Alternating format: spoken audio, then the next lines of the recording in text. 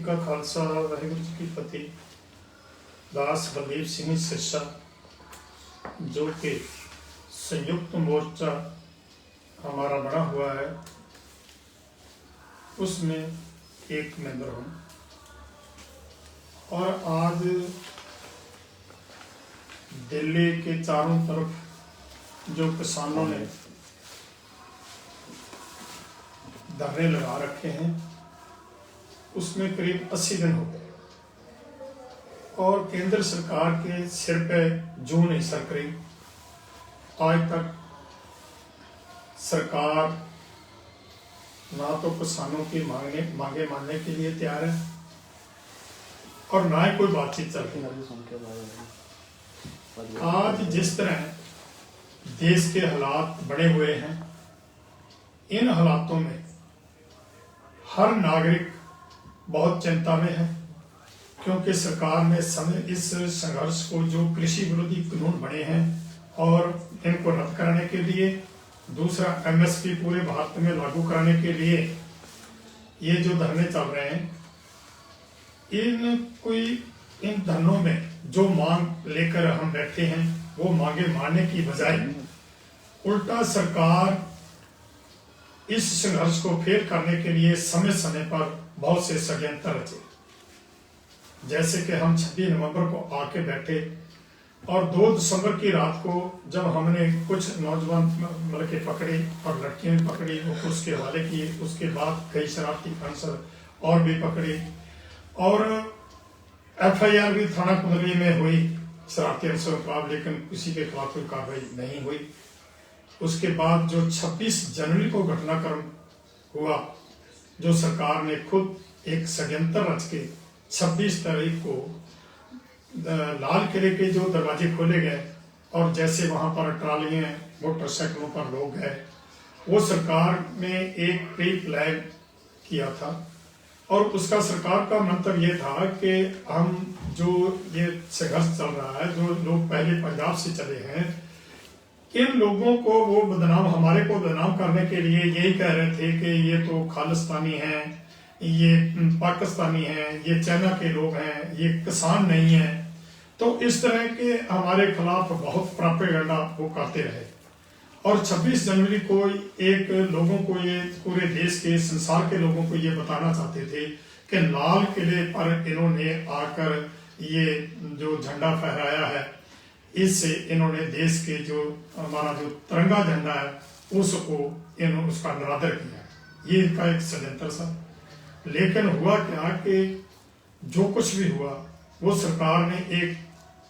अपनी योजनाबद्ध तरीके से करवाया था और किया था खुद। उसके बाद 27 तारीख को जब हरियाणा के बीच में होते हुए पंजाब के लोग जो 26 जनवरी को वापस जा रहे थे, तो उनके जो केसरी झंडे हैं हमारे, क्योंकि केसरी जो झंडा है हमारा निशान साहब है, जो धार्मिक चिन्ह है हमारा, उसको इन्होंने खालिस्तान का झंडा बताकर देश के लोगों को गुमराह करने की कोशिश की और ट्रैक्टरों से उतारकर अम्बाड़ा के पास इन्होंने उनको आग लगवाई। इनका मंतव्य ये था कि ये जो झंडा 26 जनवरी को लाल किले पर फहराया गया है, ये खालिस्तान का है और ये खालिस्तानी लोग हैं।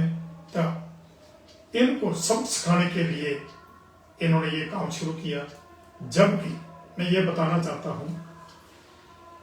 कि लाल किला अब ठेके पर है और जिन्होंने ठेके पर ले रखा है, उनकी जिम्मेवारी बनती है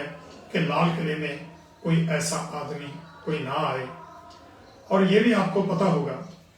कि जब 26 जनवरी या 15 अगस्त ये 2 दिवस मनाए जाते हैं, तो उस वक्त जहां जहां ये फंक्शन होते हैं, तो वहां हम पर पूरी फोर्स लगती है और पूरी निगरानी होती है। और वहां पर आदमी तो क्या, कीड़ी भी नहीं जा सकती। लेकिन इन्होंने जो किले के दरवाजे खोलकर वहां पर आम लोगों को भेजा था, उससे पहले ही इन्होंने अंदर जो था वो पहले एक रात 25 रात को ही इन्होंने अंदर दरवाजे खोल के आदमी जो सिख रूप में अंदर दाखिल करवाए थे। और उसके बाद 26 तारीख को जो हमारे को रास्ता तय किया था, उस रास्ते को इन्होंने बंद करके सरकार ने प्री प्लान जिन आम लोगों को वहां पर उधर लाल किले की तरफ भेजा और अंदर एक जो निशान साहब चढ़ाया गया, वहां पर राष्ट्रीय झंडे का कोई निरादर नहीं हुआ, सिर्फ केसरी निशान साहब, वो केसरी निशान साहब है जो कि गुरु काल समय से आज तक चलता,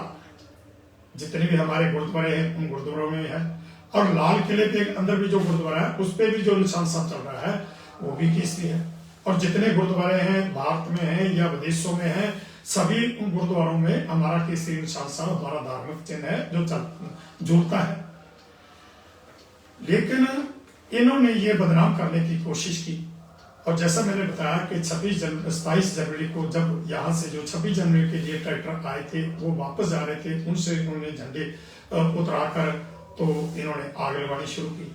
इनका मतलब ये था कि 26 जनवरी को लाल किले में वहां पर ये सिखों ने जाकर वहां पर खालिस्तान का झंडा जलाया तो हमने इनको सब सिखाना है, इसलिए उन्होंने हमारे के पास जाते ट्रैक्टरों से झंडे उतराकर आग लगानी शुरू की। इनका मतलब था कि इसके बदले जब हम केसरी निशान साहब को आग लगाएंगे तो सिख है जो वो भाग होंगे, वो हिंदुओं पर हमले करेंगे और हिंदू इन पे करेंगे। तो ये जो मोर्चा लगाकर बैठे हैं, जो मांगे मनवाने के लिए बैठे हैं, वो तो एक तरफ खत्म हो जाएगी, लेकिन आपस में हिंदू और सिखों का जो है वो कत्लेआम शुरू हो जाएगा। लेकिन हुआ क्या, मैं सल्यूट करता हूं हरियाणा के हिंदू भाइयों को, यूपी के, राजस्थान को,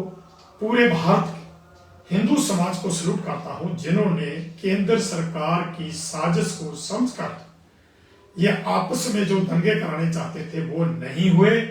और यहां पर जो 26 तारीख को ट्रैक्टर आए थे वो ट्रैक्टर वापस आ रहे थे। जब यहाँ पर देखा कि भीड़ कम हो रही है तो उन्होंने एकदम हरियाणा यूपी के लोगों ने एकदम ट्रैक्टर ट्रालियां लेकर आए, और आज वो संघर्ष पूरे जोगन पे फिर पहुंच चुका है। लेकिन सरकार अब भी ये लोगों का ध्यान दूसरी तरफ हटाने के लिए, जैसे इन्होंने सैकड़ों आदमी नौजवान हमारे पकड़ लिए, उनकी हमने एक संयुक्त मोर्चे की तरफ एक लीगल कमेटी भी बनाई है जो उनकी पैरवी कर रही है, और भी जितने भी आदमी नजायज पकड़े हैं, हमारा कहना यह है कि किसी पर भी नजायज कोई कार्रवाई नहीं होनी चाहिए, और सरकार की जो मंशा है कि इन लोगों को बदनाम करके यहां से भगाया जाए, इनमें आपस में खाना जंगी कराई जाए, लेकिन ये कामयाब आज तक तो नहीं हुई। मैं देश के सभी लोगों से ये निवेदन करता हूं कि मौके की जो केंद्र सरकार ने ये तीनों खेती विरोधी कानून बनाए हैं, इन कानूनों के साथ जेकर हम आज धीर बरते हैं, इन कानूनों को रद्द नहीं कराती है तो आने वाला जो समय है वो किसान के लिए तो दुखदायी है, बहुत घातक होगा, लेकिन सबसे ज्यादा नुकसानदेह जो आम आदमी है, खासकर जो मेहनत मजदूरी करते लोग हैं, और उनके लिए और भी सभी के लिए बहुत घातक होगा। क्योंकि जब सरकार ने सरकारी मंडियां खत्म कर दी, FII जैसी FCI एजेंसियां हैं जो ये खत्म हो गई, सरकार ने अनाज की खरीदी ना की, प्राइवेट मंडियां हैं जो वो चालू हो गई, सरकारी मंडियां खत्म हो जाएगी, मार्केट कमेटी खत्म हो जाएगी, ये एजेंसियां खत्म हो जाएगी, तो फिर क्या होगा कि ये जो कारपोरेट घराने हैं, अबानी अडानी, जिनको लेकर आज सरकार सब कुछ को दांव पर लगा रही है और हमारे को बहुत बदनाम कर रही है, ये लोग खरीदी करेंगे, अनाज की खरीदी करेंगे, सब्जियों की, फल फ्रूट की खरीदी करके स्टोर करेंगे, तो जो खपतकार है उसकी जेब पर डाका डलेगा। जैसे आप सुनते हैं, आपके सामने आया कि कुछ दिन पहले एक आधा किलो गोभी माल से खरीदी गई, वो आधा किलो गोभी 300 रुपए की मिली, वहां 600 रुपए किलो वो वहां से सेल की गई, और जो गोभी मार्केट में 5 से 6 रुपए किलो थी वो 600 रुपए किलो हो गई। इसी तरह जो जितने भी इनके माल हैं, हर तरह का वहां पर जो सामान मिलता है, आप कमीज खरीदो, कोट खरीदो, जूता खरीदो, कोई भी बच्चों के लिए सामान खरीदो, जिस पर इनका कंपनियों का टैग लगा बना, वो आप फैक्ट्रियों से होता है, जैसे आप मार्केट से आप खरीदते हो, लेकिन इनके माल में जब जाता है तो वहां पर इनके टैग लग जाते हैं। तो फिर क्या है कि जो 1000 रुपए की चीज है वो 10-10 हजार रुपए की लोग खरीद के लाते हैं। ये हमारे को समझना पड़ेगा कि जो गोभी इन्होंने 5 रुपए के 6 रुपए किलो लेके 600 रुपए किलो इन्होंने बेची और खरीदार ने खरीदी, उस गोभी में इन्होंने क्या डाल दिया, और जो कपड़ा इन्होंने मार्केट से खरीद कर उस पर अपना टैग लगा के, तो इन्होंने माल से जो उनके स्टोर बने हैं वहां से इन्होंने सेल कर दिया, उसमें क्या डाल दिया, ये हमारे को समझना पड़ेगा। जेकर मेरा कहने का मतलब यह है कि जेकर ये कारपोरेट घराने अनाज की खरीदी करेंगे, स्टोर करेंगे, सब्जियां खरीदेंगे, फल खरीदेंगे, तो कोई भी आम आदमी वहां से खरीद नहीं पाएगा। तो उसकी पेट पर जो आदमी हर रोज अपने पेट की भूख मिटाने के लिए 2 वक्त की रोटी खाता है, वो चावल खाए, कणक की गेहूं की रोटी खाए, तो जब वो अपनी ये इन लोगों ने खरीद के स्टोर कर लिया तो वो खरीद पाने में मुश्किल होगा। तो सभी के लिए ये बहुत ही कानून है जो घातक है, हमें समझना चाहिए। मैं ज्यादा नहीं, मैं इतना ही कहना चाहता हूं कि आओ भाई, जो दिल्ली के चारों तरफ धरने चल रहे हैं, इन धरनों में अपना अपना योगदान डालें, ताकि सभी देशवासियों को जो घर पे बैठे हैं, जिनको नहीं पता चला, जो नहीं आ रहे, उनको भी पता चले कि ये जो संयुक्त किसान मोर्चे की तरफ से धरने लगे हुए हैं वो सिंगू बॉर्डर पे है या गाजीपुर बॉर्डर पे है, टिक्कीपुर बॉर्डर पे है या शाहजहांपुर बॉर्डर पे है, ये केवल आप लोगों के हितों के लिए लगाए हैं। और जेकर आप लोग इन धरनों में ज्यादा से ज्यादा आएंगे तो सरकार को झुकना पड़ेगा। लेकिन अब तो सरकार जो है ये पूरे घमंड में है, इनको ये है कि ये धरने अपने आप उठ जाएंगे। लेकिन एक बात जो हमारे सामने आई, जिसका पहले भी मैं जिक्र कर चुका हूं, कि देश के लोगों को जो केंद्र की मौजूदा मोदी सरकार है, ये आपस में कत्लोगात करानी चाहती थी, दंगे बढ़ाने चाहती थी, वो उनकी प्लानिंग कामयाब नहीं। जैसा कि भारत के सभी हिंदू समाज के लोगों ने बगैर बीजेपी और जो आरएसएस है उन लोगों को छोड़कर इन्होंने बहुत सी साजिशें रची। जैसे कि 28 तारीख को इन लोगों ने हमारे जो दूसरी तरफ धरना चल रहा है, उस धरने के पर जो स्टे चल रही है, उस स्टे के ऊपर जो आरएसएस के गुंडे हैं उनकी तरफ से इन्होंने पत्थरबाजी करवाई और एक आदमी को पकड़ के भी ले गए।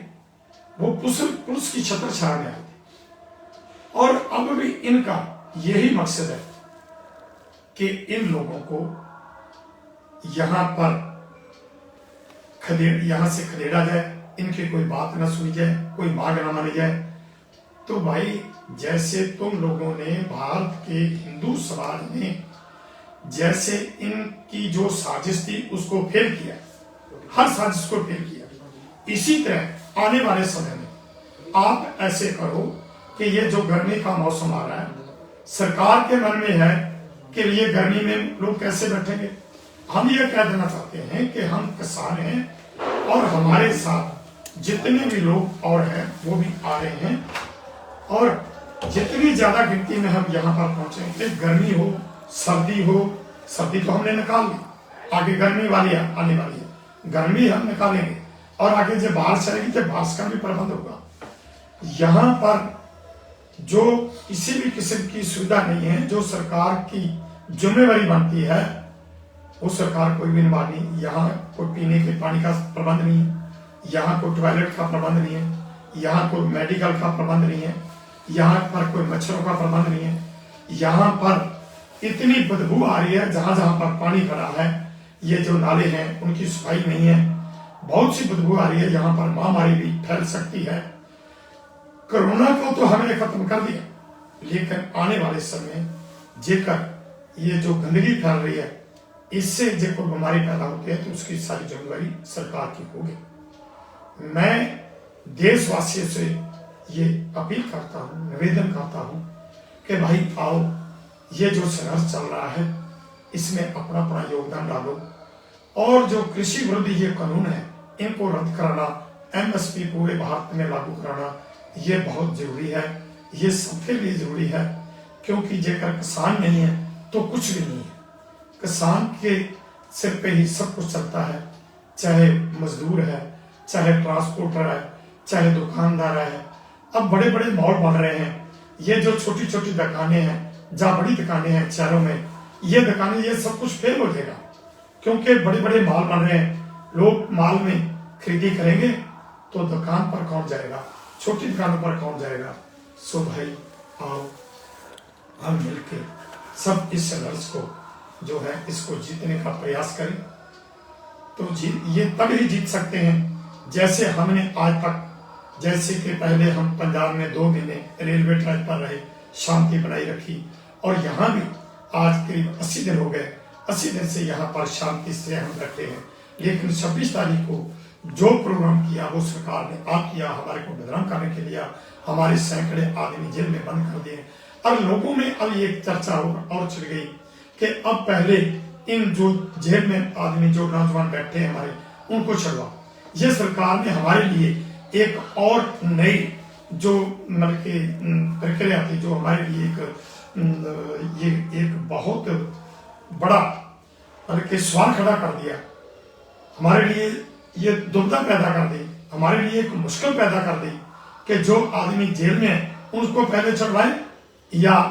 मोर्चे को लेकर चले। लेकिन हमने साथ साथ में दोनों काम करने, हमने उन लोगों की पैरवाई भी करनी है, लेकिन संघर्ष को लेकर भी चलना है। इसलिए ज्यादा से ज्यादा भाई आओ, हम मिलकर इस संघर्ष को जीते। और ये जो संघर्ष है, इसमें जो 40 संगठन बैठे काम कर रहे हैं, ये आपके लिए कर रहे हैं। मैं आपसे यही कहूंगा कि जो बहुत से लोग अफवाहें फैला रहे हैं, उन अफवाहों पर यकीन ना करो। खासकर मैं नौजवानों को अपील करता हूं कि नौजवानों, भाई पिछला इतिहास से हमें कुछ सीखना होगा कि जो हमारा संघर्ष हमने शुरू किया था, उस संघर्ष को दूसरी तरफ मोड़ने के लिए, उससे ध्यान दूसरी तरफ ले जाने के लिए इन्होंने हमारे सामने और मुश्किलें खड़ी कर दी हैं। हमने उधर कम ध्यान देना है। हम बैठ के चर्चा कर सकते हैं, बैठ के विचार कर सकते हैं, लेकिन किसी के खिलाफ जो बोलना है वो ना बोले। हम मिलके चले, हम बैठ के चर्चा करें, हम एक दूसरे से कोई बात करनी हो, कोई भी बीच का आदमी, जैसे जो सुहृद आदमी है, जो सियाने पुरुष है,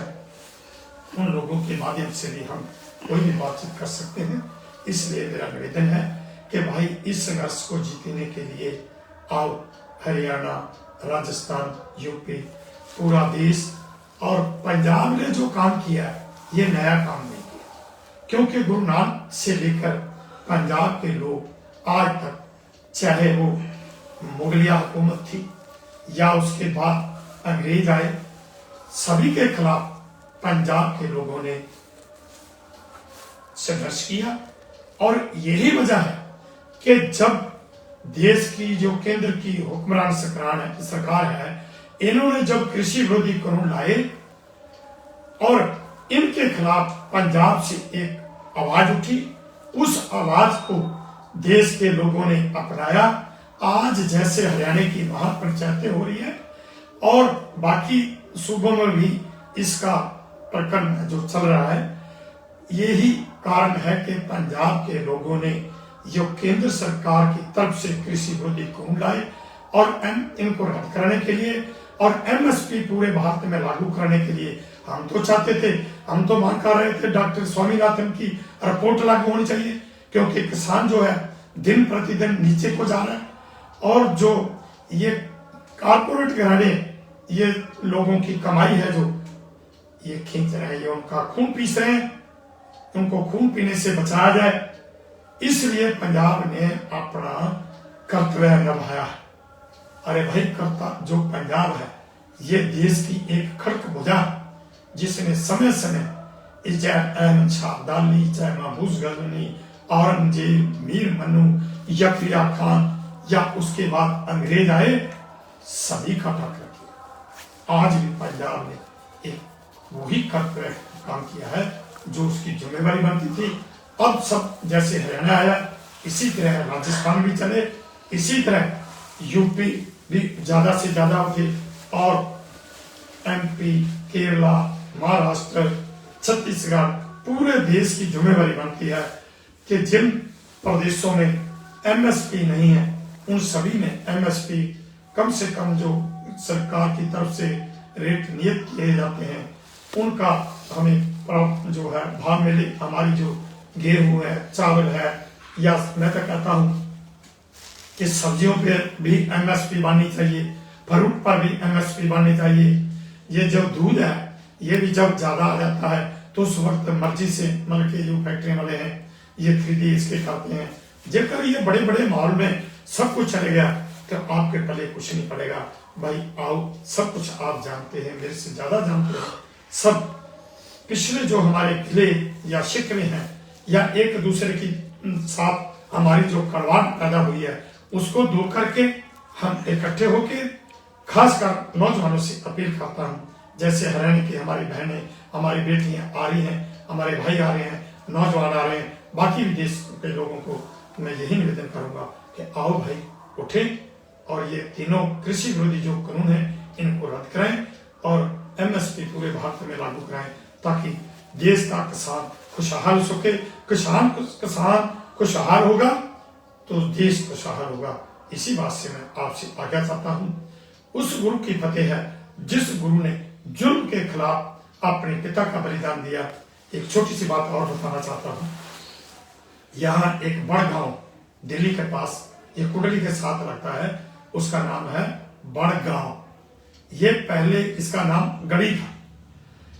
बड़गांव इसका नाम तब पड़ा जब गुरु तेग बहादुर पातशाह ने हिंदू धर्म के को बचाने के लिए अपने शीश का बलिदान दिया। तो उस वक्त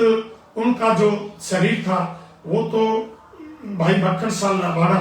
अपने घर ले गए, तो उन्होंने अपने घर को आग लगाकर तो उस उनके शरीर का तो संस्कार किया।